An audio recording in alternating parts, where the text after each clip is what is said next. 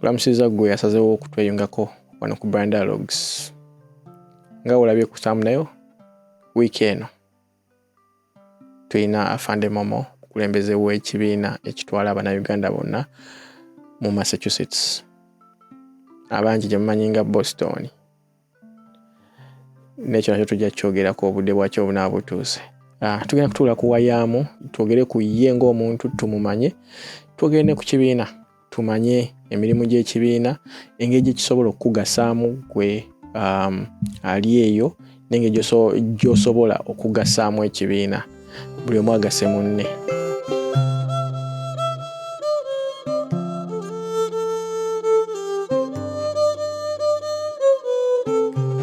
Tukwaniriza Maureen, oli ku Bryn Dialogues.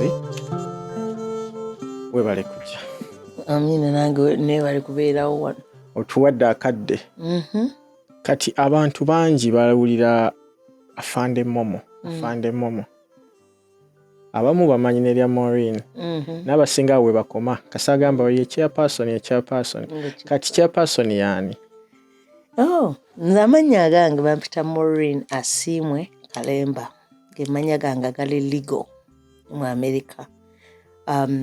Naye community, bwena jam community ne ndwala nawonamu ne applying okuyingira amagye ne gantwala. And then when nakomawo nga omuntu oba wageze mu boarding school nokomawo wakawa mwekwandunze kubana nompitawo waka. And then mu church omukyala unaga kafande kafe kakomyewo. So from then abakyala abo naba mama baffe bwe mulaba mu community abakulu baga afande wafe.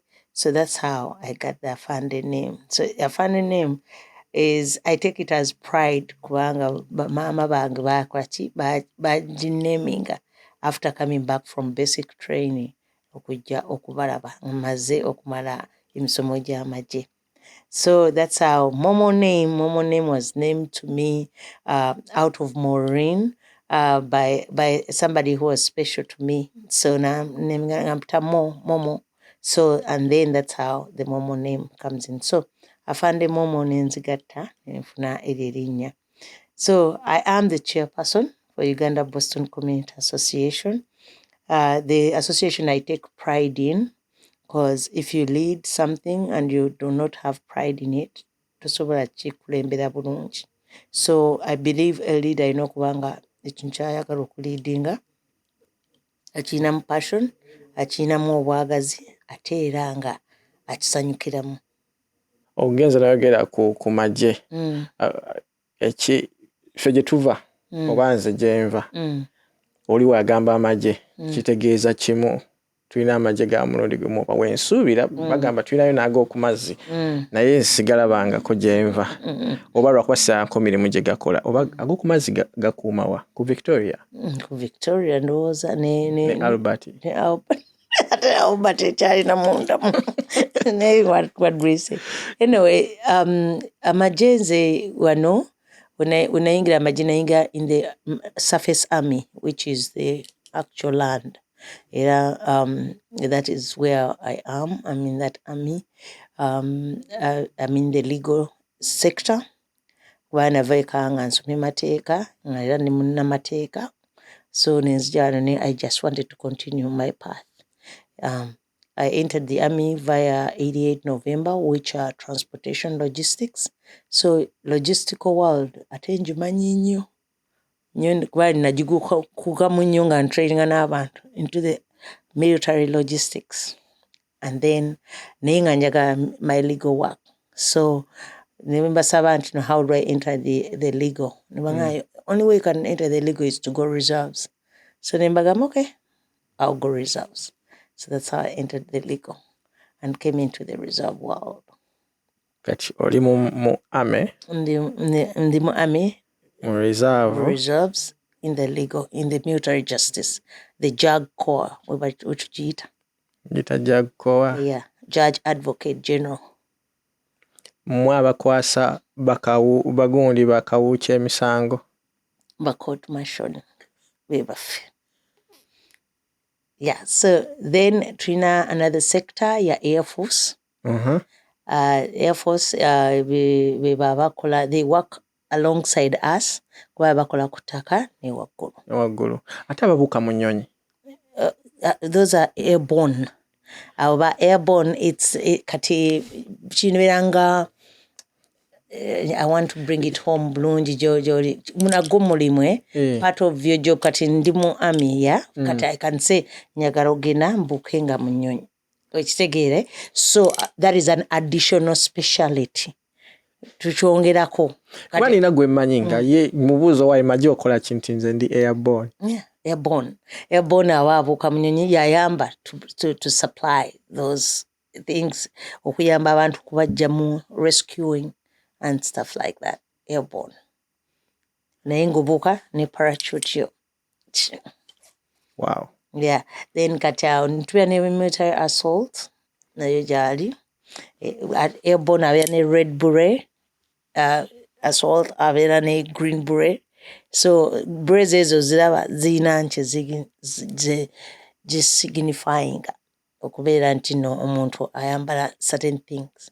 Era bobota antwamba gundi zaffe zibeerako wano, our words plus our other decorations that batufunye ziri different ezo zolaba nziga nti airborne, you know, naye nga airborne kubuuka nova mu nnyonyi no reta parachute. I can't do that.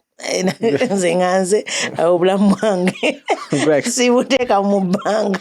Omulimu oguleka guli exciting naye buli wengulowoozaako ndowoozaako amagulu nga gamenyese ne ngamba omanyi. Nina omusirikale wange mupya muto ye buli kaseera nsaba Sergeant nsaba genda mu airborne era muwandikira kati package ye so that bamukkiriza agende mu airborne school asobole okugenda asome. Ye ayagala okukola excited ate ali ajjayo yenna vigilant.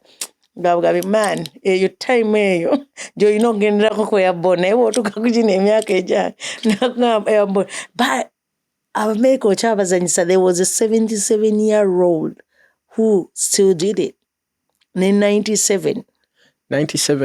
Yeah, n'agenda n'alibuka n'ava mu nnyonyi. Nga ye yeebuusiza oba bamusukuma? Bamusukuma, definitely. At least he survived it. So that is a kudos. Tino muntu kweja emyaka ku mitima gyaffe gibeera and everything by'obeera otya mu nsi, you know, you still can fly out of a plane. So that is good. Eri abantu nga walinnya ku kizembe n'atula wansi. You can't. Awo nga kikoma nga wafiira n'ofiira. Just because it happens. And then tulina ne Navy SEALs. Aba SEALs bo babeera ku mazzi, and recently there was a tragedy yakabeerawo. Abasajja ababiri abaafudde. So ne tubeera ne Navy SEAL, then ne tubeera ne the lovely Marines. Chegera buli omu ayagala okwambala ku Marine uniform. It's a beautiful uniform. Omuja yagala okulaba, but the job of Marine wali n'omu aba ayagala gimala gikola because it's tightrope, you know. Yeah. Lwaki Abannayuganda tujja wano tuyingira tusooka kugenda mu magye gatwanguyira? Tibwe kyali naye we brought it out like that. Kubanga fe abayingirayo twalaba nti no, that is your first step okubeera nti ebintu byo byonna bikola kibitambula very fast and in a straight format. Kuba banguya ebintu.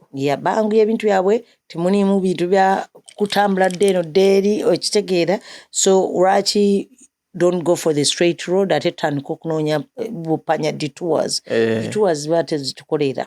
Okitegeera obulamu bwaffe wa America tubonaabona nnyo akati lwaki ekintu ekimu kakibeere ki straight. Okitegeera. So Afande MC, Afande Mulumba, Afande waliyo another Afande era naye Mulumba. Yeah, so those are the people abasooka. When we got into there, we found the secret. Ntino ebipapula bikola ki byanguwa buli kimu kitambula nekikola ki nekibeera nga kiri straight than okubeera ano nga olinda epapula for years tewaliyo na konkona kontino, you know, wateekamu ki ekipapula kyo. Naye wano mu magye oba kiteekamu kyo wafuna nga bakola ki bakuyamba ngo about government, let them speed the process. Chechantwaza logistic world before, because they couldn't give me the legal world until I'm a citizen. So naino kusoka mu logistical world, and when I became a citizen, I went into the legal world. So chiyamba nnyo era ffe bwe twamanya eyo secret ate era ne mu Israel, because I deployed in Israel for 6 months. So when I was in there, twasanga nti no Israel abaana bwe bava mu ssomero immediately they have to enter the army for 3 years. It helps you straighten you in a different way. Ebintu oba obiraba oba tobirabanga buli omu akwaki bwabiraba era bakalaga nti afande ebintu bwe babikola atya mu ddaka bbiri goba okoze ye ng'oli akyali eri. Olowooza n'Abayisirayiri bokka n'Abalitria. Okay, that is good. I think they're North Korea. Two kids were jogging. In North Korea, yeah. So nze ndaba nti no omuntu yenna asaanamu that discipline, that way of taking you at a military. Abantu abasinga oba mwasomerako boarding schools, people who did the boarding schools. Babeera banjawulo. Tubeera banjawulo. There's something about us. Nti no olaba the boarding schools siza kakati ebyakakati byonna bikyuka. Naye abantu bali abatandika edda. Olabye ddala kino kyova olabaga bakubuuza wasomera wa? Okitegeera. Somehow it relates to how you do things. So omuntu abaddeko mu magye era omuntu nga ayina kiki kyakoze ekyo noga singa buli munnayuganda ajja atuukako mu magye kye bayinza kyembaagalako kwata budde. Kubanga ekyo si kya bannayuganda bokka, Abafirika bonna. Wabula ffe obudde ne mu magye era tusanga nga ffe tukyasembayo tudduka we have to get there naye ng'oddukira gwe ku time. Ye omuzungu mu munnamagye ye aba yazukuse kati tulina formations by 6:30 okitegeera. At 6:30 ye formation, omuzungu ye 5:30 aba yatudde ddali wali mu kamotoka ke alinze ki formation yazukuse mmeka 9 oba mmeka kana omutunira boti nga byakunyumiza olaya dabiri so unrealistic. Naye nga ate twakagendawo mwenda tuba twakwebaka okitegeera. Ate abalala okugamba olaba nti no the way life is kuyigiriza, because whosoever you're associating with aba alina kyakuteekamu. Okitegeera kati nga mwenze no gambye nti no ebintu bino bisignifyinga ki. So that is association. Kati nina kyenkugjeeko kyenkuyizeeko out of us meeting here. In fact, over the weekend we did a drill eyogera about leaders. Ne batugamba nti no muneminge ba leader basatu nga mu military wano boolaba nti no beegomba. Bwe twaba neeminze ogenda okwesanga nti no by'omwegombako byokola okitegeera kakati that is why omwegomba and era ne byayina you're striving okukola ki okubifuna okiraba ekikola kyekimwegombyako. So I was like, oh, that is good. It was a training which we did and it was very nice. Fena twavuddemu nga tuli basanyufu natugamba mubakubire n'obbakubira mubategeeze nti mukola ki mubeegomba. They are one of the leaders kuba nabo tebakimanyi kino mukola ki mubeegomba. So for us okubeera nti you express yourself omuntu wo abantu bambaga kati nga Maureen overpostinga oba yeewaana oba akola ki. No, it is an expression omuntu gy'alina okumanya ne baga nti Bryn bw'okola ebintu ninge you articulate mu bintu byo obikola nga you've planned it in a slow but efficient and professional manner. Okitegeera so oli tajja kumala gajja gy'oli ng'abamuka okitegeera because of what tugenze tukwegombako certain things and tubikoze eki tubyogedde. So oli agamba okyagendayo but toyina appointment ojja kumulaba okitegeera period. And then tajja gamba nti Bryn nepankiddeko bakoze eki oba lowooza nti no muyitirivu nnyo. Oyina appointment, oyina emitendero gyo. Kati nga leero nze omuntu wankubira mubuuza okubidde nga Afande nyina ekizibu first hold on the break. Oli UBCA member? Afande we have an office to run. mu community era naawe kenyini ozodduka to utilize this what office need to pay membership into it. Can you pay membership offices galenga etamba sobolo kuyangwa afande bomukubira asmilinga nawe nawo smilinga than ya afande okubanga bikasera yateeka mu chimu office. How about that? Awo wenyini wetu batugendera. UBCA chechi. UBCA Ugandan Boston Community Association. Nga your office egatta banna-Uganda bonna mu Massachusetts.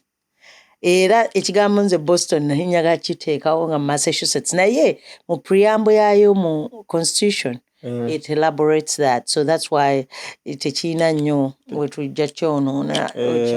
It's already... Nona nti omanyi ffe eri ewaka. Omuntu wagamba Boston aba ategeeza Massachusetts. Naye na wano wennyini mu America. Eriyo abantu nze benjogeddeko nabo.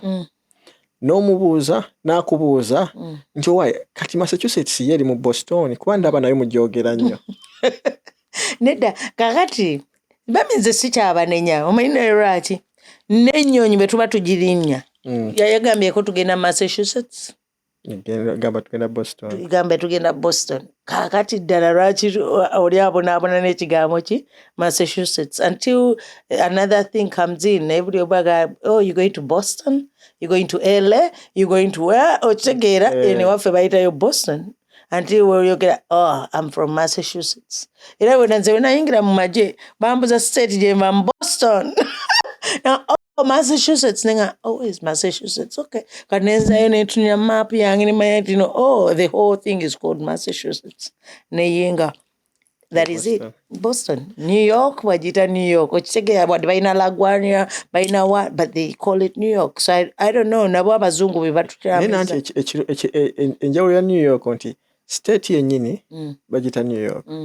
N'ekibuga bachita New York. Ne bachita New York. Kati bo batwalira awo twala tugende. Yeah. Kati bano abali Rhode Island kuba katini nnyo we bati wayinza wali abantu nga 10 abana Uganda nga 10 bo bakola bati twasobola kweyungako era ekyo ekintu when nalinda ira mugundi nabagamba nti those are the central areas enjagala tukwateko because bannayuganda bafaabo associatinga nnyo naffe aba Massachusetts teba associatinga nnyo mu state zaabwe so nebagamba nti tulina okukola branches okitegeera which are like nzitwalanga council zaffe nga zirimu bannayuganda abo from different states ziri mu New England naye nga tetwayagala nnyo kitwala bwetyo because tulina una New England okitegeera kati nga tulaba nti no Uganda Boston we tugiteeka mu New England tubanga abakoze eki abatwala away from the una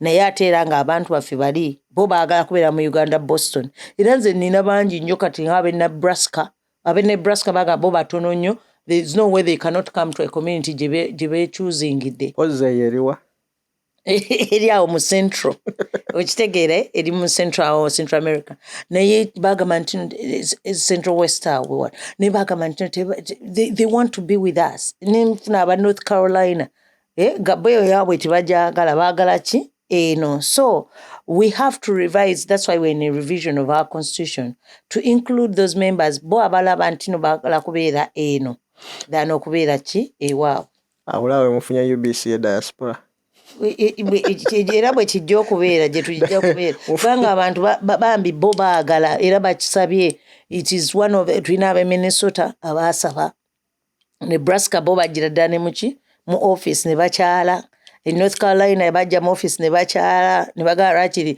bo babiri badona era kati nina abe Kuwait badona Kuwait indako Kuwait ensi Kuwait ensi nga bo bannayuganda abali eyo bo baagamba nti eno gye baagala okukola ki okwassociating era n'okubeera nga bawuliriza ye community kati nabafuula ba donors okitegeera nti olwatanula bwe baleeta badonatinga buki donatings because tebasobola kusasula membership but at least I say those are my donors like my sponsors era bwe babanga nina ekintu kibazze okunsaba because of their actual payment of their $50 to us as donation tubakola ki tubafaako bali manyi member yo yasasudde member myaba ina member ne donor ya donate nga kyayagala Chengamba, member mbade manyi yo yasasudde membership fee.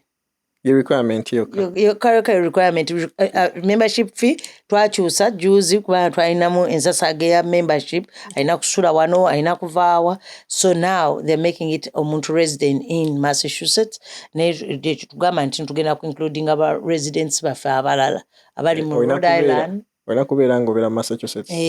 Ekibiina kikola mirimu ki? Ekibiina emirimu gyaffe gye tukola myangu nnyo ate giri simple. Egisooka jakuwe kaminga mu Boston Community gwenga Munnayuganda ajja eyakatuuka. Ate mbasaaga kundabisa. Tumulime oluusi temubeeramu kulabisa. Nina abantu bangi nnyo abajja mu ofiisi omwo. Abantu nga tebabalabanga nako kati ngenda kuwa example. Pasa mukyaba yajja n'akyala mu ofiisi omwo mwamulabakoko anywhere. But she's been there. There are people who come nebabeera munina bamaama bangi ba elders bamaama bafe abasinga tebagala balabisa. Okitegeera tebalina mu kamera bajjanga we bali bava ku kipakazi kye afande nyingiddewo bino bye njagala ne mukolera n'atama nakaki n'agera. So okulabisa it is just nze Momo wawe I'm a person of pictures. Pictures are my thing. Ate nakifuna nga tatanga amaze kufa mu 1997. Tatanga bwe yafa ninoonya ekifaananyi kya kitange ne kimbula nga twali bato nnyo, so nobody yakola ki yakubanga bifaananyi masimu gali teganajja. Yeah, so to me I found that I missed out on a very big thing. So bantu bange mikwano gyange mbagamba tulina okwekubyayo ki ekifaananyi kubanga I don't want to be there nga nyumya ku mukwano gwange. We don't have a history tetulina tudi ebifaananyi byenina nga nziika taata wange. Those are the things byenina naye nga taata wange was it in my life. He was everything twabeeranga ffenna kitegeera, but I found that pictures tell the story. Era kyovala mwami Kiddu kantukeka pictures sewo nkakwatira ddala bulungi nnyo. It's my mentor tambula nako because I felt like I missed that important part mu gundi yange mu bulamu bwange with my dad. So kyekinjagaza nnyo ebifaananyi era bonsanga bifaananyi manya nti no yooli yeekubya memories ayagala okukola kinyaga ozikipinga beere nazo. So okulabisa in short kwagalibwa fe abaagala okubeera nga twagala kubeera abaagala okulabika bajja labika. Yes, bw'oba toyagala it is okay, I respect that. But UBCA nkomawo ne tungamba nti tukola legal work. We can do your legal translations. Tukola legal reading through your documents, summons or paperwork. We do your immigration. Uyagadde ffe tujukolere. We do notarizing any document. Notarizing and not notarizing? Yeah, I'm a notary. Only notary? Yeah. So okay. I give notary services. I can help you like answer some legal work because I'm a lawyer by profession. So I can really help you out in your legal arena. Agency nga okutegeera ennyo era mateeka era singa ogamba abantu bw'oba neetaaga in that arena, please come. Kitegeera wendi. And then the community services zetuwa twatandika we even drive people. Can you believe nga tuyinza ogamba nti munange ozzo tulaba kati nga bamaama azzo tulaba nti muna asabe Uber emuzzeeyo. No, I have to get out of that office nvuge maama eki menye gy'abeera. Youth alive kale bw'oba waakajja nsobola okuvugamu naye ndabanga time egenze njagala naawe okole ki. I always empower you to be like me.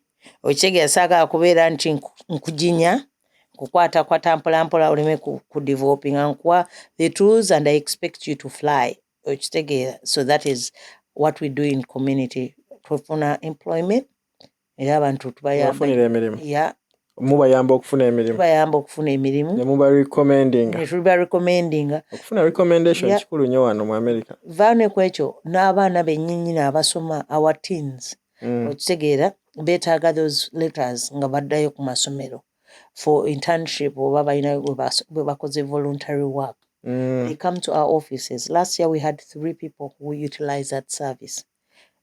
So we do that for the children. Betaga a voluntary recommendation okubanga bagenda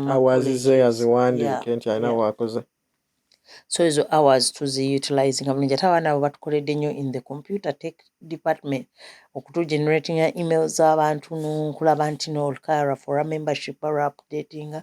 So we are really utilizing them in a very efficient way era tuli basanyufu nnyo abantu abatuletedde ki abaana baabwe mu community okukola naffe.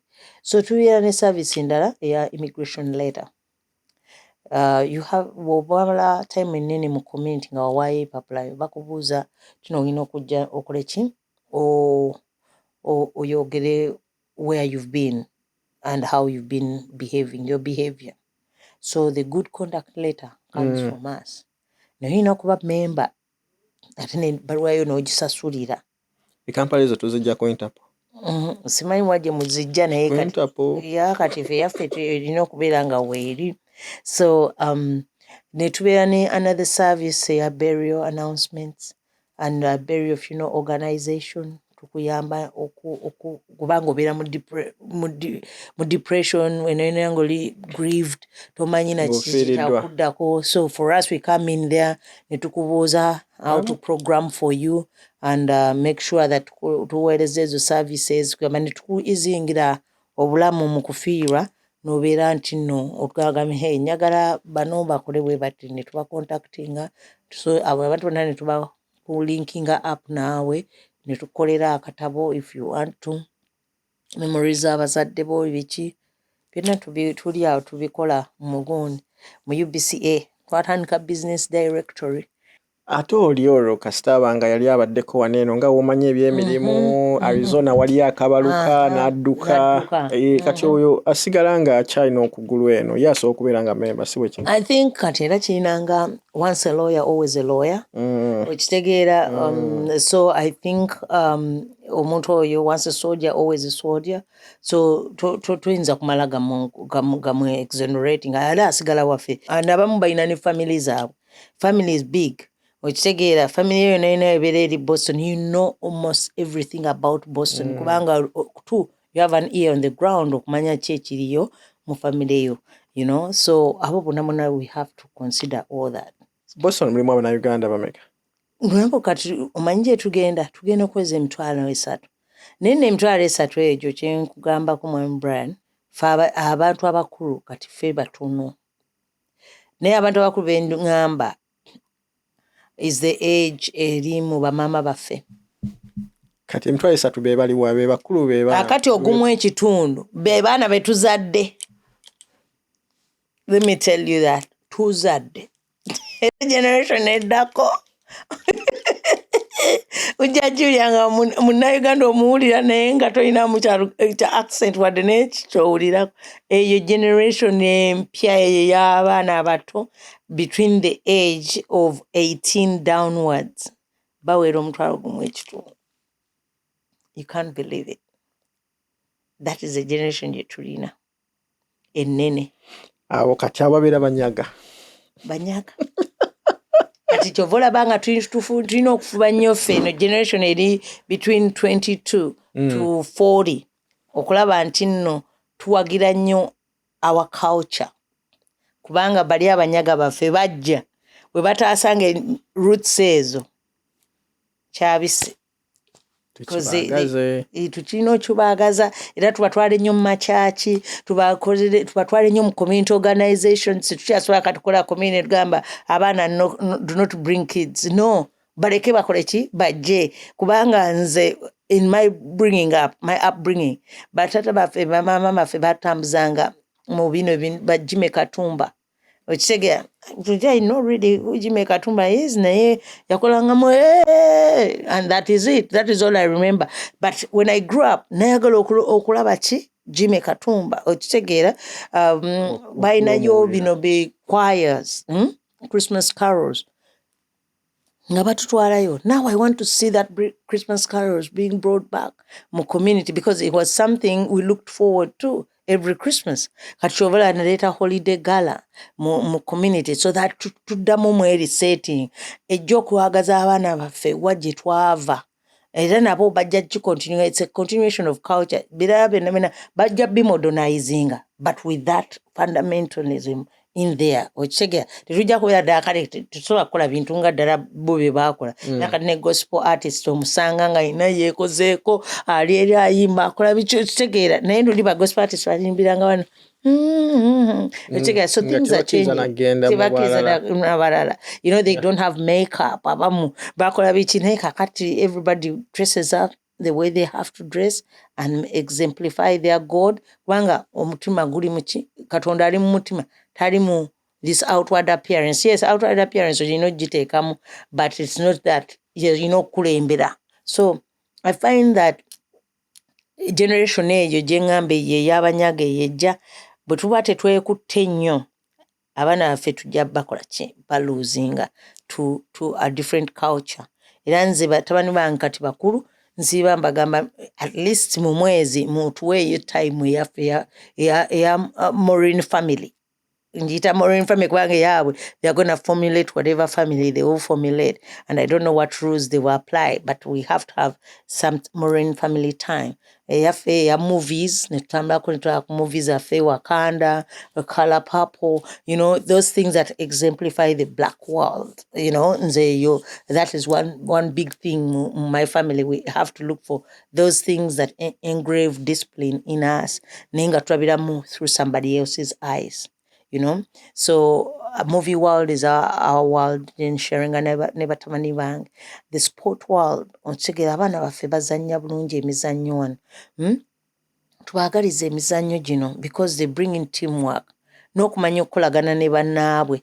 Ochegera osanga abaana nga tayagala kusharing ade kamotoka n'abeerawo nekayanira akamotoka biki because tetukoze eki tetubatambuzaako in different areas. So twagalize abaana emizannyo, twagalize abaana these things of photography, music. Abaana baffe bali into those things of playing instruments. Naye oyinza okusanga omuzadde ng'omwana amulaga all that ntinabina omuzadde tamwenebolinga. Ate there are resources out there mu communities for such things.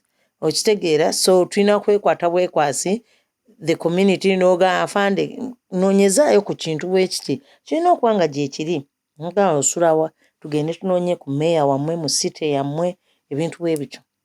And that's how we network and interlink and okuza generation eyo ejja ento gye tutamanyi where it will end naye tutunula butunuzi. Tutunulire generation ento yokka abayitawo bo abagenzi. Abayitawo abagenzi batya?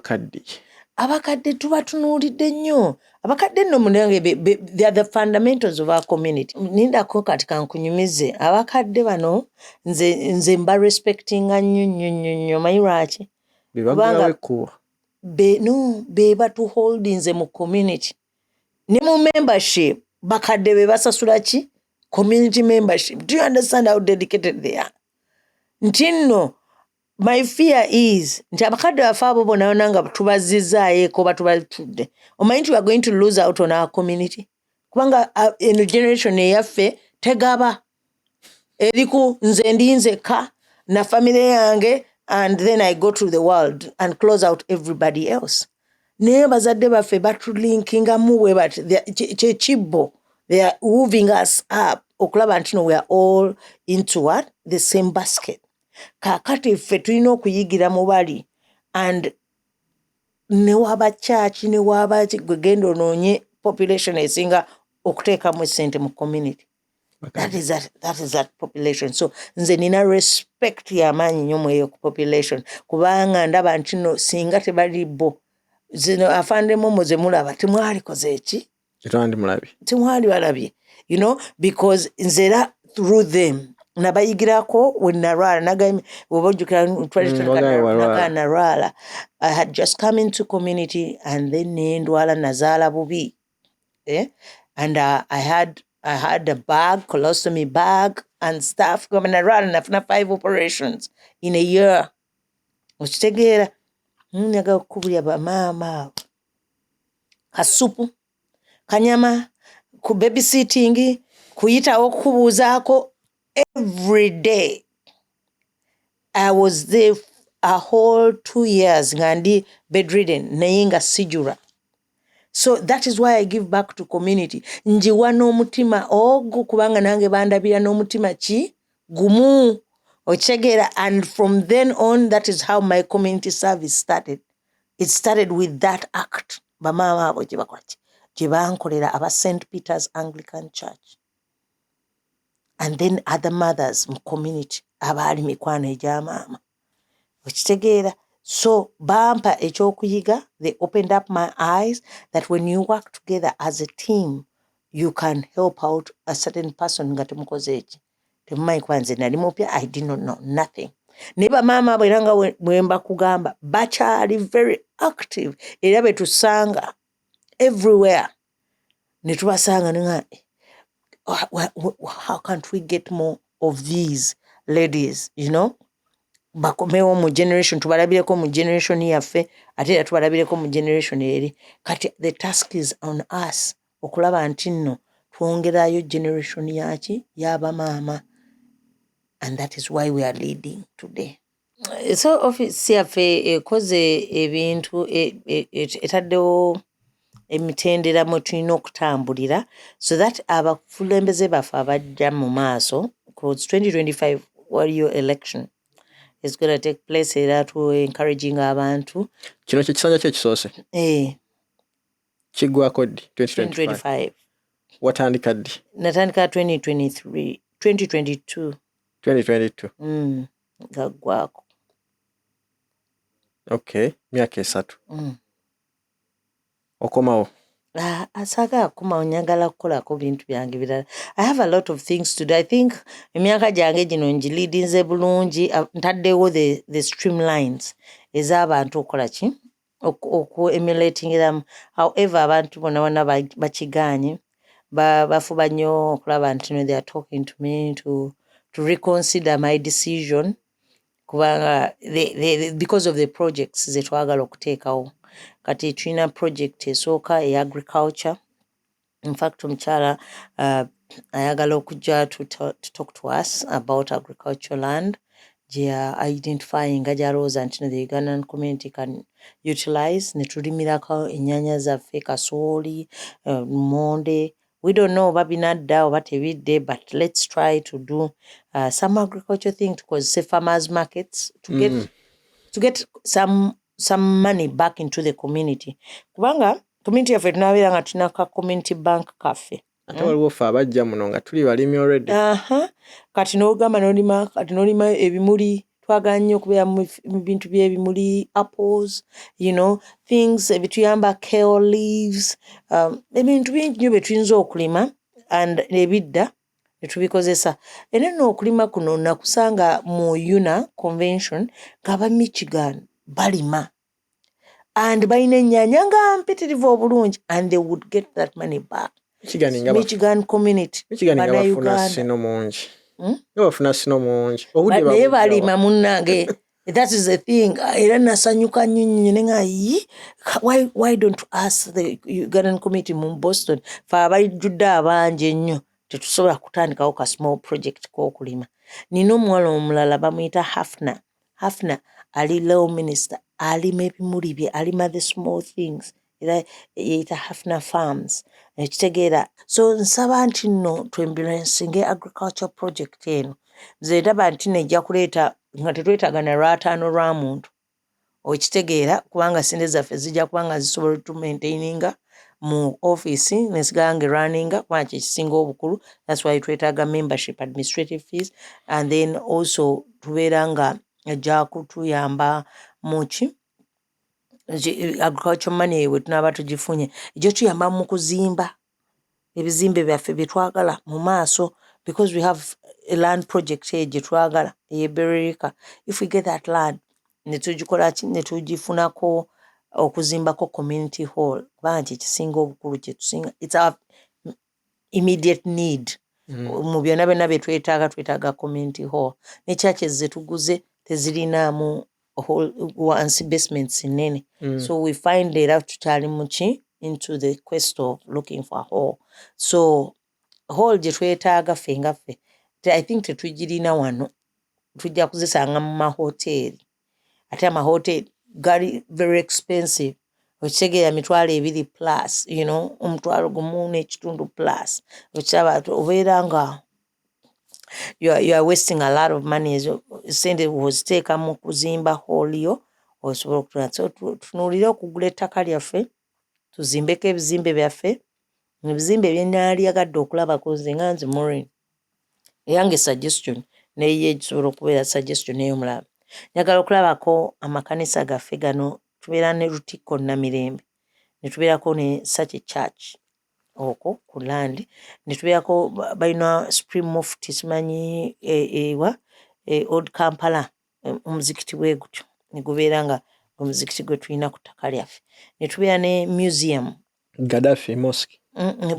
bwebityo yagala okulaba nga bagikoze nga tuli wano nga naye yaffe y'Abannayuganda ekigala ne tubeera ne kati Lubaga yaffe n'ebeera wano okitegeera kugamba that Ugandan land nga kati ate yo ya Matikkiro and then tufune museum nga tweyogerako ffe Bannayuganda brand gwasoseyo ne Bryn Dialogues ne tukuteeka mu museum yaffe tetwagala tuteekemu bantu ba Kampala abatalina bye bakoze okitegeera tubadde wano ne balina presidents by New England representatives baki abasookawo radio Uganda Boston abatandikirawo UBCA bintu ebityo nga bali mu museum yaffe nga we are exploring our history be bana ffe bali generation gye nkugambye eri abaniga we banajja ne batutunulamu wano they would love our culture bagaye naffe leka tudde tukole ebintu bya bajjajja baffe bakolanga ogenza nogera ku kya museum kikulu nnyo ensi yeenyumiriza nnyo mu museum zaayo and libraries omanyi nti no just mu Massachusetts tulina museum ezisukka mu 6 lwaki tukolayo Ugandan museum gye tunoonya tulina museum ezisukka mu 6 ekyasinza okuneewuunyisa ye museum of bad art naye nga museum naye nga atwayo mubi gwe wojja n'okuba ekifaananyi ga mutuufu ono ekifaananyi akikubye etaga kukuba waliyo museum egendayo ekyaappreciate gambe kino mu kituwe that's why government mu America temulimu kintu kibi okitegeera goyina okwekola ki okwechannelinga into that direction and utilize that and spring up kati ekyo that is what ngaffe kyetutanaba ate tujja nenga njaga kola bintu bya Bryn byakola okiga njaga gundi byakola no you can venture out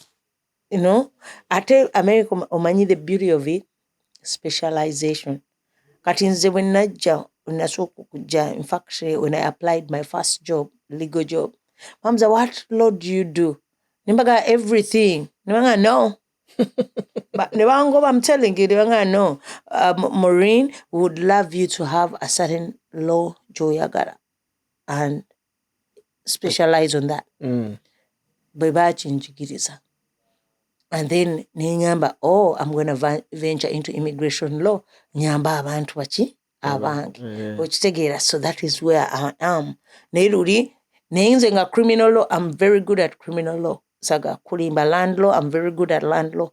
Naye bwe najja okulaba the need eri mu community yange biri bye ndi good at nagambigira bibeera one won't need abantu baffe baleme kola ki era nze natandika videos ezo zigamba abantu mufulume go and party towesaasira kubanga tonafuna kipapula tojja kubeera ne balina bipapula associate tubali amanyi nti no kati Maureen ayina ekipapula oli tayina gw'obyeteekako n'obyetimbako kyogamba bw'omutula tosobola kiraba okirabirawo weyongeze ate nyaga kulana waliwo abatabirina abakola better than ababirina n'ogamba kale gwe singa ekipapula kyokimpa nze kubanga nze ndi more useful than gwe kyoyina okitegeera so ngamba abantu don't look at others just do you and enjoy yourself. Ate okola ebintu byo nga wobiwulira mu mutima go, what your zeal is, your passion. Chiveyo, I did those immigration videos. Embagana emlekera okanga banawe. Ngoli ajja nantanga mamune ngamusanze ku mukolo. Tolina bipapula rokola bichi. For what? Ebito bichinyumiza. Let that be a story for another day. Tuli ku mukolo. Let's enjoy. You know, leka tweberenga twemanyi, tuberenga tuli bawamu. Ebya bipapula byatuleta bulesi. Ochitegera, but we are Ugandans first. Ochitegera bendera yafa, but tujijukire. That's why abantu baba baleta mu divisions mu community mbagamba yes buli omu alina okuba ng'alina kya believingira mu kiro naye ekitugatta ffenna omusaayi gwaffe kwonna gufubutuka mu country egi Uganda tulinamu 56 tribes okitegeera ffenna tuli divided yes but bwe tumala borderline etugatta ki ffenna erina bendera emu so let's embrace our flag. Tuve mu bino tugenda eno buli omu asala munna ebigambo biki. That brings out division. We want unity. Awe mbadde nzija ogedde 56 tribes. Zinza doba zisingako. Manyi tulinayo be bayita abayindi. Tribe y'abayindi. Yeah. Tribes kubanga wano tulina mu community tulina mu era organizations ezo tribe nazo zigwa under UBCA. Yeah, eziri mu tribes zibeera za ffenna in the whole diaspora oba ontegeera so they really don't belong into UBCA kubanga tribe bwe bagamba bunyoro ffenna abanyoro abali mu America tuli mu bunyoro okitegeera bagamba batoro bonna abatoro abali mu America okitegeera bali awo and even they can come in from UK buli organization eri mu UBCA oba mu Boston Community we are the head so bo bennyini ba branches baffe. Nalabye wagenzeeko mu baneighbor mu Rwanda bampise for the new year in fact bazzemu ne bamputane ku women's day they have a women's day and also bayina another session mu Washington DC in February 2nd nayo baatuyise akitegeera they want to work alongside our organization kuba bagiwuliddeko ebirungi okitegeera so they are saying ntino tugende nabo tubakole kitu balabenga structures copy us and if we can interlink kubanga waliyo abanyarwanda bana Uganda who are Ugandans waliyo abanyarwanda tenga bana Uganda they have kati chengamba tribe y'abanarwanda ibasimanyi babanimwe tulina tribe babayita batya tulina tribe ey'abanarwanda mu Uganda nga babayita banyarwanda. Okay, whatever it is right but what I'm trying to tell you is that bo bayina kati nze nina omuzadde omu Muganda omulala Munyoro okitegeera kati ne bali nabo balina okuba nga balinayo omuzadde omunyankole n'omunyarwanda oba omukiga n'omunyarwanda okitegeera so they are those okay yeah so those ones belong to us too okitegeera kyenkunyonnyola so kugamba tetusobola kugamba nti no nze ndaba nti nabali abanyarwanda baffe nabo inawe okitegeera kubanga batukuliddemu ate era bakoze eki tulina abatanzania tulina abannakenya who are Ugandans and Kenya okitegeera so tulina okulaba ebyo kyonna that's why nagamba nti Ugandan Boston Community Association kati ngazi bali bagitunuuliranga just petty but when you broaden it out ogiraba ati no it should be all inclusive ekyo ekigambo all inclusive kireeta abantu bangi on board and tosobola kumala gakola ki ga pinpointing olina okwetegereza ennyo colors eza logo mulimu kiragala mulimu ne kyenvu birina ebikwataganira ku colors ezisinga okukozesebwa gye tuva ekiragala it's about environment and the tree eyo gundi logo ya tree ya muti naye omuti gukola engalo omuti ne guleeta engalo which join, those are the branches. The branches zino zembadde nzija nkunyonnyola nti no nnene nnyo nga kubanga ne branch ebeerako ne sub branch ne buki okitegeera tuli bagazi in a way okitegeera, but on the hand oba ku muti ogwo ku branch kuliko flag yaffe and that is what unites us is our flag okitegeera. So kyova olabanga omuntu wajja naga ate kati muleeseemu politics mu UBCA tumugamba no, we're not political, tuli ku flag. Flag etu embracing ffenna, whether you're political or non-political, or whether you are whatever. Tetulimu bano Baganda bali mugundi oli omugundi, no, buli omu omwaniriza, buli omu tumwaniriza. Togatta byabufuzi mu politics. UBCA tekikola era eyo hati nayino gisooka ogiteeka wacewa emabbali. Nze ndi activist muyitirivu naye bwe natuuka ku ntebe eno kwama naye sisobola kuleeta nnyo bwa activist bwange neerabira what I stand for or the objectives of that organization, kubanga organization kati was more bigger than kiki kyenkola kye advocating. So yes, nino kitulamu neera kina wenino kikola ki okikomya. Emirimu gyokola mingi nnyo. Bakusasula?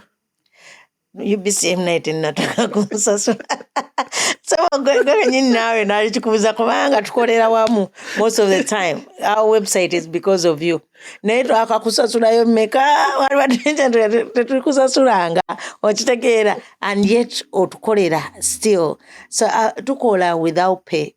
Era emirimu oli awo waliwo ali eyaga naye Maureen ono sente zaffe alidde nnyingi. Munnange sente zammwe kale no singa nno ndidde ne bammemba tebayinza kuwera na 3. Ontegeera ku mitwalo 3 gye tulina. Abasasudde membership. Abasasula member tebabeera na 3. Kakyema nkugambya ddala nti no kyannaku nnyo tino tulina community tugyeyagalira mu buli kimu naye we don't pay into it. We don't even support it. Naye wekinaagwa ojja kubawulira okitegeera. For people wait for the downfall than to stay sustaining this event. Abantu abasustaining UBCA as sponsors. Okitegeera olina ajja nje baddeyo omwezi ogwa rent. Okitegeera abantu bwe batu batuyambye kola ki okugibeezaawo office eyo for 1 year. Ninga actual membership, sente za membership ziri $5. Twetaaga bamemba 10 nga bayingira abapya buli mwezi. Okitegeera to operate one office nga tutaddeko learning center. Okitegeera learning center tujagala ebeere nga eri income generating yeyeteekeramu ki income. Okitegeera abantu bajje basomesezeewo bakolerewo wedding meetings bakole ki esobole okubeera nga eri viable on its own. Naye office yaffe eno basponsor naye basponsor munaye nabo basanga nagaa nti leero tebibadde birungi in a week nakuwaayo $5. Sponsor naye lwakoze ki lwakuleetedde. Then osanga the bigger sponsors ab'olukumi nga event joina ya $2,000 kati ng'olukumi lwabwe lulina kugenda munamuki mu event than even okukola ki okuyamba ano kuba ne event abantu abajja tebasukka abantu 200 babeera within a range of 120 to 150 ekinene nnyo. So owesanga nti no most of the things bye tukola be bateekawo mu leadership ate ffe tusasula into the organization to keep it afloat. Gwe weebeezaawo osobola okukola omulimu gwo? Nsobola okukola omulimu gwange. So mwemba nga mugusanyukira oluusi nsanyuka nangamba singa saataddemu ekyo maybe tekyalibadde bwekitu, you know, but that is it. So onsanga oyinza okunsanga ndi eyo nina ebintu nsasula gundi out of my pocket. Nkyegera nga sina pocket kiki ya UBCA. Oluusi neŋŋamba naye dda tukomewo ku UBCA musasuleeko nammwe wano, you know, because this is it. Oba neŋŋamba mukwano gwange omu ku executive oba wa tubambi jangu nsasulireyo ekintu kino tusobole okutambula. That is how I move. Okitegeera, but should we be moving like that? No. Totukakaawo n'olaba nga kikuyitiriddeko kubanga kati omuntu amagye kyogamba gasasula ekimala. Kiyitirira nkubulirako kikuyitirirako, but nagambye dda nti no, we have mu magye we have values. one of our values that we know is selfless service. So bw'otuukanga okusavinga wawe ebintu ebimu bitagenda kuddamu kutunuulira. Because that value is embedded in me, selfless service. So sijja kugamba nti nja kubeera mukulembeze who whines, who complains, who is out there to keep begging. Okitegeera, nina okubeera a resourceful mukulembeze neenoonyeze means. Obusumba tobusobola. Sibusobola. Eyo sisaana gendayo. Emeza ndoza tasandi jikutteko. I have to be resourceful. Knowing how to sustain what has been given to me, the responsibility, and look for ways. Era ways tugenda tuzivaga, era zigenda kubeera nga weeziri. Like, twateekawo we, tewakyaliwo batugambye kutanga ne February. Buli omu agenda okwadvertisinga ku mukutu gwa UBCA, at least ateekemu $15 n'okutuuka waggulu. $15 is a minimum fee, yooli yeyeeterawo. However, all the businesses ezigenda okwadvertisingirako zirina a flat fee of $500 omwaka mulamba. Nga $500 zoteekamu kuno advertising achi omwaka mulamba as you wish. UBCA eri 501c. Eri. Kitegeeza nti omuntu ssente z'akwata n'abawa. Asobola ziclaiminga ku musolo. Obeekyo abantu bali tebakimanyi. Bakimanyi. Abantu bamanyi naye tulina spirit ya butaagala kugabira bannayuganda bannaffe. That is the spirit. Kyokka eno sina oba togabidde bannayuganda banno oba owadde community yo. Twegomba community z'abajju, ne twegomba ez'abachina, ne twegomba ez'abaki. Naye abo abantu bawaayo kati kankuleko nze ever affiliated with the Chinese. Bona family ne bajjajja ne babasasulira into the gun nga bamanyi every 1st of January paycheck yange egenda mu community nenge ekutte abantu bange bonna oba bataana bembeera nabo mu nyumba. Okitegeera, do we do that? Ne ku paycheck yo toyagala muntu agambe kontinonguli akacupa ka Red Bull. Sagala ogiringize nako. Okitegeera, but we have to learn community. Tetukirina ffe mu magye tulina omwezi mulamba gutuyita emergency fund nga tuzzaayo sente onoonya companies ezi nozidonatingamu emu onda noza mu ame era netuseeka netugana tulina time nga ame batukuula bukuuzi naye emergency fund eno omanyidi bwekola omusirikale bw'afiirwa bakuwa ticket ejja okuzzaayo immediately nga totawaanye nakukola biki obeera oli ready. Community yaffe ekyo ekintu yabadde ekyembulesiganya tufiirwa nnyo. Okitegeera nakireeta mu UNA embaga tulina okubeera ne emergency fund. Njagala kubuulira Bryn nga everybody is beating it up. Abantu abalina concept eyo be bantu era who have worked in federal government nga bebokawaka bantegeera naye nga bali abalala nga magama UNA buli kintu kyekola erina nga tiketi yaayo whether invitation letter asasula invitation letter ayina tuwaako emergency fund card registration emergency fund card ticket ekuyingiza mu ddina emergency fund card. Okitegeera kubeerako essente z'olina okuzabuzza mu UNA ne ziba nga weeziri awo singa tufiirwa UNA ozaki bagyogerako nti tetewa mabugo mu kufiirwa memba baga memba katukonde ku emergency fund tumuweeyo akiri 3. Okitegeera tekiriyo oba talina ssente anti because sente zaabwe we bazifuna tebakatinga off tebeeterekera. Kakati that is what we want to introduce in UBCA. Okitegeera twagala kutandika okweterekera. Okitegeera naye twali kikoze through community drive. Nga buli community organization si church erina building fund erina biki yabadde erina n'akabox ka UBCA nga tujja ne tukakeberamu. Okitegeera tugaa nti bannange ensawo ya UBCA ne bagaa guno omwezi offertory yenna tumutwalira mu UBCA tukuze community yaffe. Ekyo ekintu tukirina naye tulina byaffe ebya church yaffe erina okukulaakulana, business yange erina okukulaakulana, family yange erina okukulaakulana, community to hell. Naye singa twasanga community z'abaana abazungu tebazifaako kuzipayinga into singa tuweetuli singa tugyeyagaliramu we wouldn't be having the peace and love and all the water and natural resources we enjoy. So tuyiga ekigambo kye bayita community service. Tetukirina bannayuganda, ffe buli omu tumutunya alya, walya, tolya, okola bwoti, ebintu byonoonye kye bayita our nation, ate tubijjeeka ne tubireeta neki ne mu diaspora. Nina ensi gye nagendamu buli lwa mukaaga lunaku lwa kulongoosa bo tebakola. Nowe. Era buli omukaaga osanga nga buli omu akutta olweyo balongoosa street. Buli omu avaayo ne balongoosa obasanga n'emmotoka tezitambula. Era babateerawo ne bagamba okuva ku Singapore ne Norway ekyo bakikola nnyo. Nabo bakikola.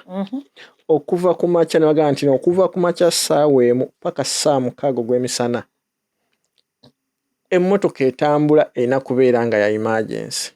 Abasigale tetusuubira emmotoka etambula kubanga streets ziri mu kulongoosebwa ate bantu be bazirongoosa. Teri abasukkulumye ku munne. Tulina abantu bangi abajja nga bava e Kampala nga tebalina mirimu okusooka. Asobola okutandikira awo mu UBCA n'akola then n'amala n'akwaki. Abasinga obungi. Era Mukama tuyambe nti abantu bonna balina abazze ne batuyitamu bafunye emirimu and beeyongeddeyo. Omwaka oguwedde we've really done well in receiving people. Ne tuba pointing into the right directions. Ne tubakola ne resumes and some abamu bafunye n'ebipapula byabwe calling up Senate offices. Lulina agamba abantu abaludde okubeera nga tebabazzeemu bajje gye ndi mpandiike abajja baafuna babeera able to be answered back ate era ne bafuna ne interviews. Okitegeera. So those people who are taking long tebabaddamu nga ebipapula gyebiri, you can come ne tuddamu ne tubanginga on Senator Warren's door.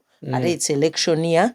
So natutwala bwe tuba abangi it brings out a lot of voice. Naye bwe ntwala Momo, okay, you may not get the reception you need. Naye when ndeeta Lesia nga kuliko abantu 3 nga bano from 2015 to 2020 tebabaddangamu.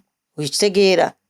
It makes a sound voice for people to be listened to. So nze nsaba era bannayuganda nsinziira wano mu Bryn Dialogue nga ngamba ntino bajje bakozese office yaabwe tuwandike ebbaluwa yaffe tugisindikeyo. So we get a voice nga tuli kitole. We don't get a voice nga tuli individual. So mbasaba tutandika okukozesa ekyo. However, nina okwogera constitution because it's in the making and constitution ya UBCA kyensinga ogyagalako oba kyensinga ogamba ti obukulembeze bwa UBCA bujja kukyuka. Oli tajja kusituka busituzi ajje afuge UBCA kubanga initially anyone can kasabeera member. Okitegeera. But we want consistent members ate era nga bavolunteerinze mu bifo. Okitegeera. Okati ngenda kugamba nga umwami gwe obaddemu since I don't know 20 okuva wajja okitegeera and you've built our website obaddemu. So tukulaba nti no bw'ojja kati n'ogamba nti olina ekifo ky'oyagala everybody would be backing you up. Kati twagala ku backinga Maureen eyakayingira mu community naye lwakubanga e Kampala bayadde LC5 ayangweko akole ki atufuge wantugenda okusanga nga teriyo oba abadde mu community tafangayo ku kintu kyonna kya community ate nayagala ajja akole ki afuge. So we want 3 consecutive years payment ate era with activities nga olina ku boards kw'obadde for you to be a chairperson ne vice ne secretary ne treasurer. Kakati ebifo ebirala we can it is just kubanga oli watandikira naye ebyo ebifo ebyo publicity biki ebyenkizo omuntu abeereko ku bukiiko kukimuyambako nnyo okubeera nga alina passion eya organization. Tafuuka bufuusa. Temulimu bya bufuusa. Nkisomye ne mu Samuel Eto'o abadde agamba aba Cameroonians ntino bakoze bubi mu African Cup of Nation kubanga bo basuubira payment balyoke basambe ki omupiira.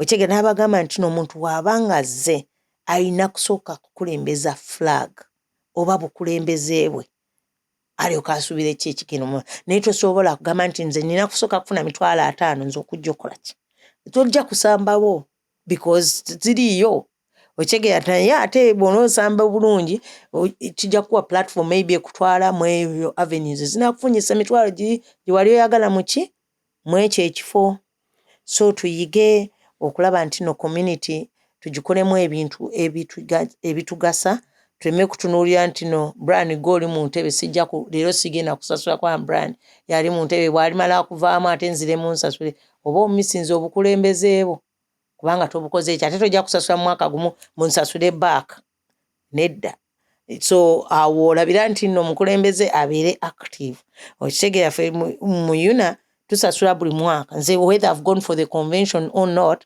I have to pay my membership fee ey'ogwo omwaka okitegeera and I go to UNA only in election years bweba teri election okujja ngo ensanze wano by default nti ya mu Boston okitegeera I don't go okitegeera naye kati eri wano kumpi naffe mu DC if at all I'm free that weekend it's something I can go to okitegeera but I don't want to get my money out to just go be just ekyo saagala I'm always intentional wemba ngenze ku bintu byenjagala okukola so kuva we wajja mu ntebe tulabye events nyingi nati waliwo n'abantu abaagala okutegeka events kati ekyo muli mu kisaide magezi ekyokola nti events tezikolidinga tezibeerayo ku lunaku lwe lumu. That's good.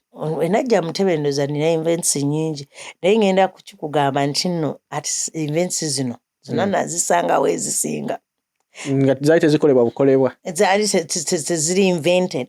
Women's Day nagisangawo okitegeera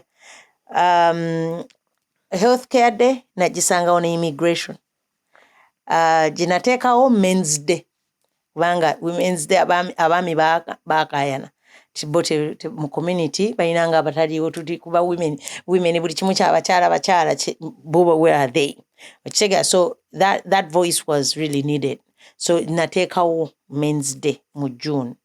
It's always on Father's Day. Father's Day weekend, you wear a Men's Day.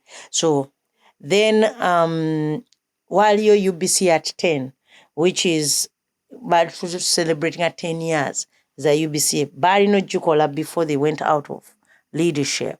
Naye nechigwa mu mwaka go tuyingirira mu leadership. So ekyo kyayingiramu ku that time. Si kiri permanent.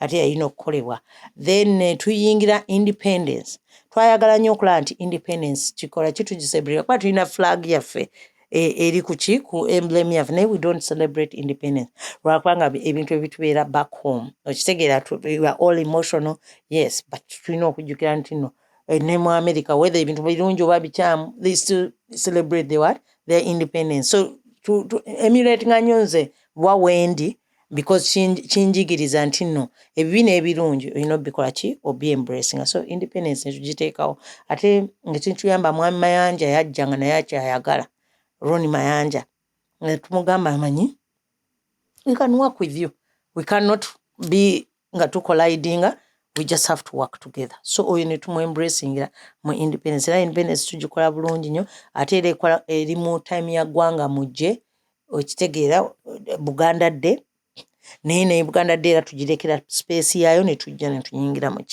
mu the dinner ku Sunday Buganda Day ya Saturday okiraba so tulaba nti nno we are working in conjunction kati netuteekayo ne holiday abantu abasigalanga eno basigalanga tubeera eno tewali gitulaga okitegeera we have nothing kigena holiday season nefuka holiday bagenze Uganda banafa bagenze biki kati banafa abali wano abataba processing bintu byabwe kuvaawo oba biki ne basigalanga bali ki gloomy okitegeera tulina okufunayo ekintu naffe ekikwaki kituzaamu amaanyi and we look forward to that December event fena tunakuŋŋaanira tusanyuke whether osazeewo ogenda mu December kati December yabeera expensive abantu bagenda mu January so kati nogaa nti manyi kansigale and watch an event and enjoy it era event bweri ja kubeerangawo for people to enjoy and twambaleko bulungi tulabe ku awards eza mu community awards zonna tujja ziteekamu that time you know gamba wano katwa the guest speakers and people who are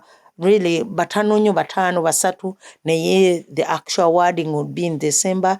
Aba musician baffe but performing there, it's a musical gala, you know, just enjoy yourselves, tulye kamera akalungi, you know, tubeere mu Christmas mode oba holiday mode. Naye nga bonna bebadde. So ejo ze events ebbiri ze nateekamu ze ndaba naye abantu lwakwanza events zange ndi publisher okitegeera nina okukikola ki okimulisa, you know, and that is what people feel like ntino nyingi naye teziba nyingi kati kyengamye ntino actually nazisangamu okiraba kyenkugamba naye ya men's event gye complaining kati nga nabadde nabasanga leadership eringa they are in process of putting it there.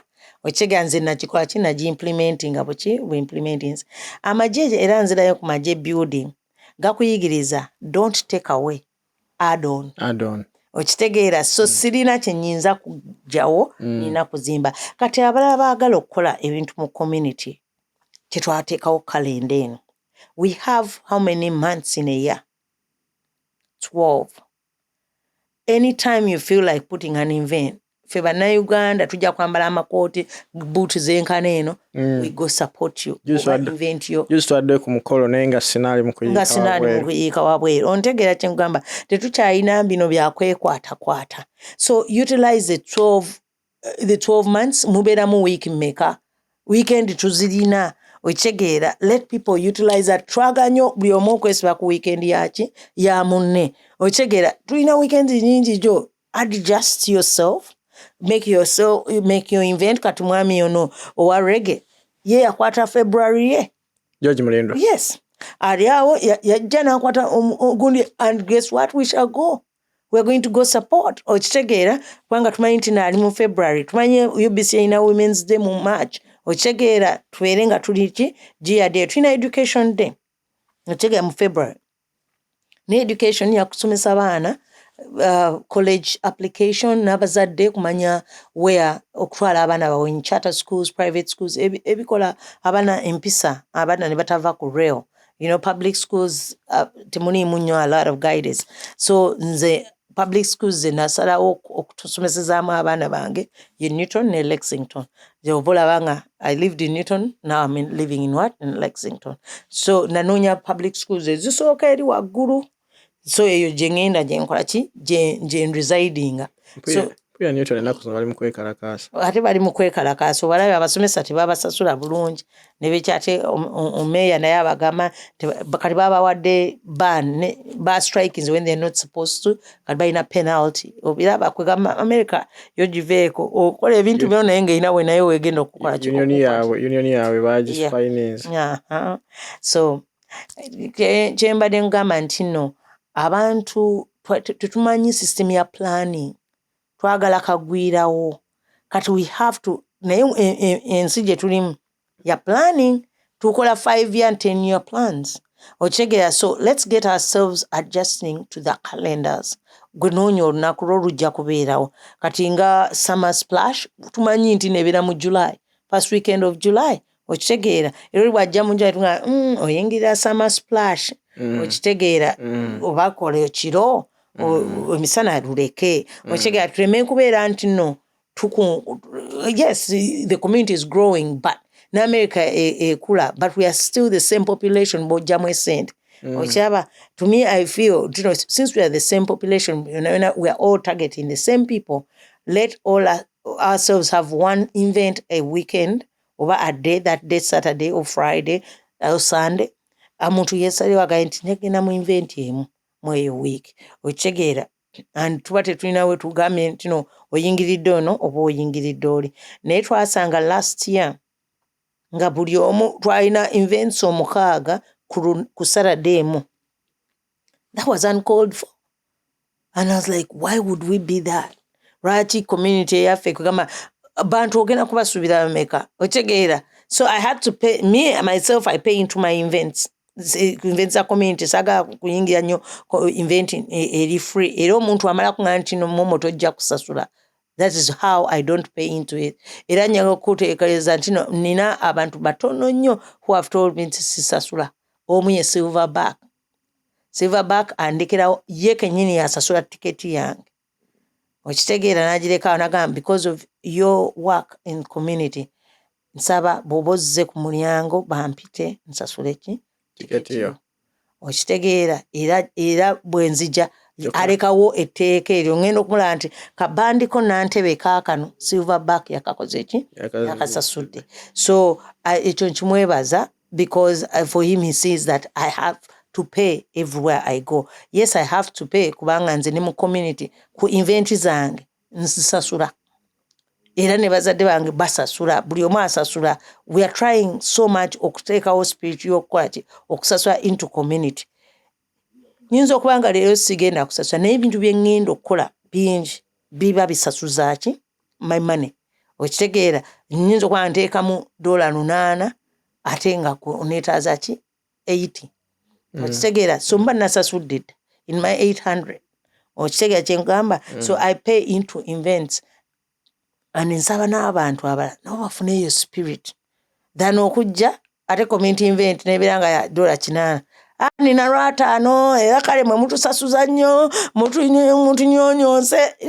Please. Okitegeera we are all trying to make sure that to sustain our economy eno tusobole okukola kyo gitambulirako. And that is not what we do. Obaddeko ne ba meeya ab'enjawulo ne Senate okoze emikwano nabo. Yes, nkoze dda emikwano. Ate n'oyanjula abantu abamu eri abo abantu. Kintu ki ky'obayigiddeko ky'oyinza okugamba nti no singa abakulembeze bonna babeeranga bano? Omukulembeze kankweko kwaba bonna abantu be meetings nsanze they are down to earth. Kyova olaba nti nno omukulembeze kati nze ayagala okulya amapoozi oba n'awulira beki mugamba they are down to earth. Tinno osanyuka the last time like I came close to calling Paul ye mukulembeze omu gwe neegomba. He's one of the leaders. So when I came close to calling Paul and he talked, and you would be like, oh my God. Nga tolina ky'olabamu tino ennyota zino z'alina what he has attained is nowhere next to him. Yabiteeka ddeeri okitegeera ali kwogera naawe. Oyo mukulembeze w'amagye. Mukulembeze w'amagye. Makes you feel as in you're on the same page. Gwe weewulira nti sisaana naye ye akukoze eki yakuwelcominze oli ku table naye akusanga wooli. Yeah. So omukulembeze oyo, that is a leadership spirit gye ntambuza. I meet people where they are at. Ngendayo olinanga nti Momo lwaki ogenda ano I have to meet them. Okitegeera kubanga you will never know kikyokulembera. Ojja kubeera eri nga tewali amanyi. Oli mu office olekamu jacket n'ogenda ku lunch. N'ogenda ku lunch. Okitegeera and guess what tewali amanyi. So abakulembeze abo bonna meeya waffe wawooza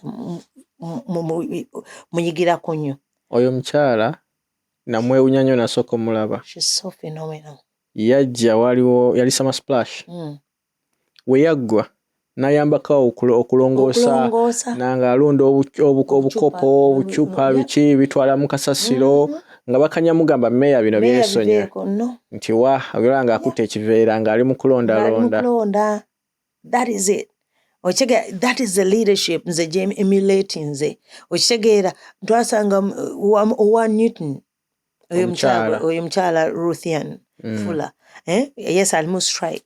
Naye omukyala oyo bw'ajja atuuka n'anywa naawe chai ku dekio in Newton n'atuula naawe n'akunyumiza naga kati oza tukoze tutya tuweeyo ku magezi agalaba nti people of the immigrant community bakola ki batusupportinga okyaba nga tutudde bwe tuti ne kachai kaffe in the morning. Ayanna Presley atekayo breakfast every February in the Black History Month. Asobola okusanga abantu abakala eyiye. ayogereko nako. So those are the people Elizabeth Warren yesu mwogerako kubanga ye obulamu bwe oyinza obutamubeera nti omutuukako naye she will give you a phone call back okubuuza nti no ddala bye wabadde owandiise luli tulina kye twakozeeko oba tulina we tutuuse feedback okiraba. So abakulembeze abo nze bansanyusa nti nno ate era seera byanze mukulembeze oyo wadde batugamba nti yatuyamba fe abaddugavu naye yatupropellinga to do the yes you can. Ekitegeera yatuteeka ku platform egamba nti nsobola okuspringboardinga from here to the other side bwe mba ntadde focus ku kyenjagala. So omukulembeze oyo nze to me akyali very instrumental Barack Obama. Okitegeera kubanga bwe yayogera in New Hampshire nze speech ye njiddamu every time because it moved me greatness. Bwe kyenkola nzijukira nti yatugamba nti you can. Ate ekibansanyusaako kino mu bukulembeze bwabwe meeya ye yagamba meeya we Waltham ti obukulembeze bwe yali blessed ne bazadde be. Yatandika mu law firm and then she did not do well. She had a problem there and that's how she came into the mayorship. And from there, okiraba tavangako nno. Myaka jejejo because ebintu bye byakola maybe bikola ki era abantu bamwagala kati era kye namugamba nti nze I want to leave nangamba nange nayagala in the beginning naye neesanga nti n'abantu bampandika baakabiranga ku mulyango gwange mayor do not do it until today ni ku mayor do not what do it. Okitegeera so nangamba nti no that's how banganga weyongereyo mu governor biki nga buli omu nga mayor don't go to governor we want you here era bwato ta ruling because are ruling aga ne campaign ye abantu bebagikola okitegeera ate takyusangako na ku bantu bakola campaign ye abantu abataano be yalonda in the beginning be bamukoledde all the network.